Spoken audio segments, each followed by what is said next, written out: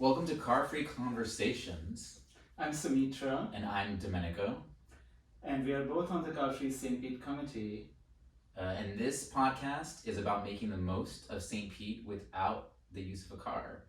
And how do you attend events that we have going on almost every single day without having to use your car? There's so much happening in St. Pete, and a lot of it is accessible with other modes of transportation, and having that option is just so valuable to us.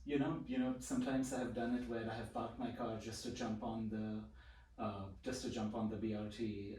I love the sun runner. Yeah, I love it. just to go to the beach and back, and I could have driven there, but I was like, oh, this would be more fun. Yeah, and we'll be talking about these. The Sunrunner is a new system that launched just last year, end of last year.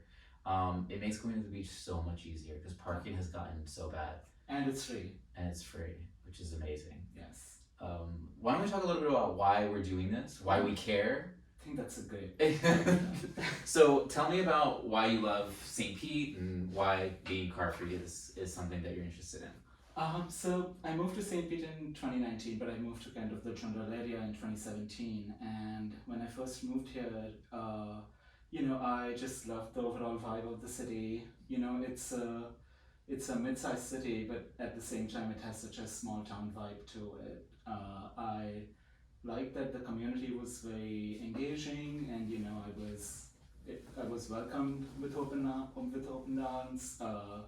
I'm an artist. I'm a creative person, and so like I really thrive in creative environments, and I feel like St. Pete has so much to offer in that realm.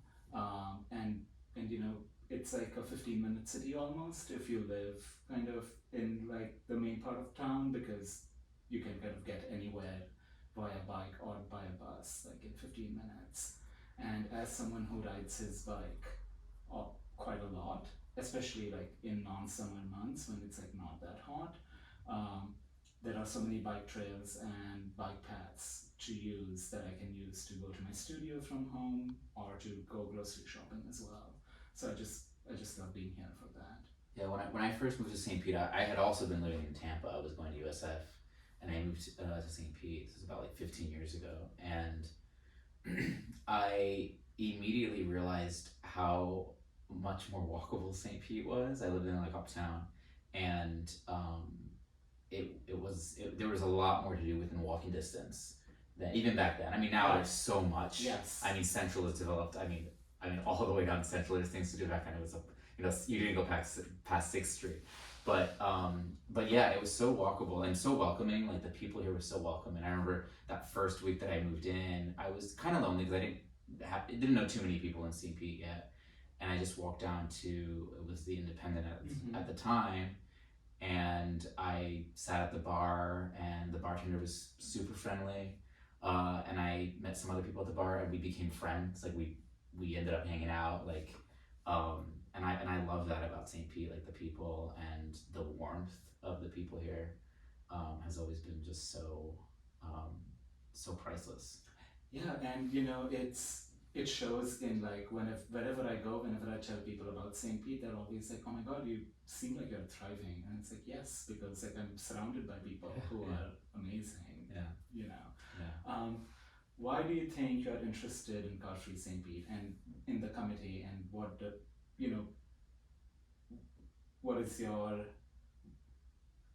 kind of intention behind joining the committee? Well, when I say that I'm on the Car Free St. Pete committee, I always worry that people might have the impression that I just want people to get out their cars or something, which is not what I want to do, right? Yeah.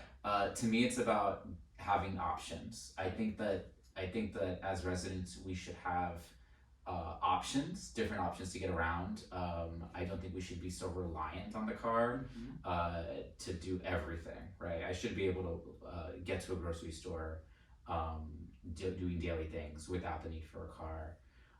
And so with Car Free St. Pete, we can advocate for those different modes of transportation and expand them. And right around the time I joined Car Free St. Pete, my friend was actually hit by a car while he was crossing Central Avenue, Yeah, I'm sorry about that. And yeah, it's jarring. I mean, he's fine, but Right. it's a jarring Yeah. situation, and so safety is very important to me as well, especially as so many more people are moving to the area and there's more congestion. Safety is important. Yeah, absolutely. As someone who has been hit by a car, not in St. Pete, but it does hurt.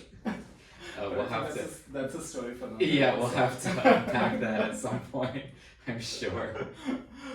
Yeah, and I always also think about when I'm going at 30 miles an hour and then someone is like kind of bumper to bumper, like driving behind me, and it's like they want to go faster, and I'm like, no, this is a 30 miles per hour road, and like I'm going to go with especially in the city, right? Like, Right, or especially down central. Exactly. I don't like when people go down central expecting for it to be like a freeway, because it's not a city street. it's really a slow moving street. Yes. That's where people park. There's the stores on the side of the street, and it's supposed to be open to shareable with Right, with exactly. bicycles and scooters. So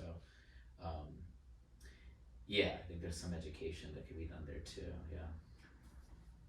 John, so what are some of the episodes you'd be what are some of the topics that Oh you're yeah, using that's a in good episodes? question. So our next episode, we've already talked about it. We're going to be talking about the ferry service that I think some people still don't really know about.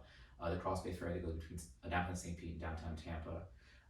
We're going to be talking about how transportation affects the city, how it affects real estate.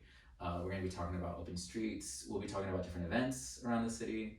And so we'll be covering a lot of different topics. So I think it'll be a really great program for people that are living in St. Pete, especially people that are living close to like the downtown core.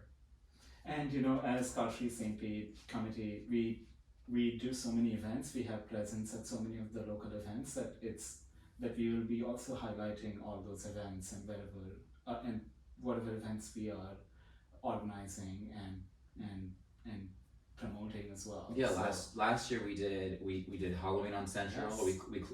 The streets were closed off to cars, and it's such a fun event, because you just see kids walking down the street in their costume, and they're safe because there's no cars coming, and that's a really good feeling. And everyone loves that event. It is a good event. Absolutely a signature event at this point. We saw Pee-wee's Big Adventure in the park. Yes. As a part of the was it Reels and Wheels? Yeah. Is that what it was? Wheels and Reels. Okay, Wheels and Reels. Thank you, Nicole, for reminding that to me. Yeah, that was awesome. That was fun. So yeah, we do a lot of different And things. you also host a happy hour where people can join us and get to know the committee more, which is always an exciting event as well. Yeah. There's an event coming up actually. We're going to be joining Preserve the Berg for their Preserve the Berg Expo and Summit on May 19th. Yes. It's going to be at the St. Pete History Museum, which I actually visited for the first time a few months ago. It's a great place. It's a gem, and a lot of people don't know about it. It's right on the pier. Yep. It's going to be between 10 a.m. and 3:30 p.m. So stop by.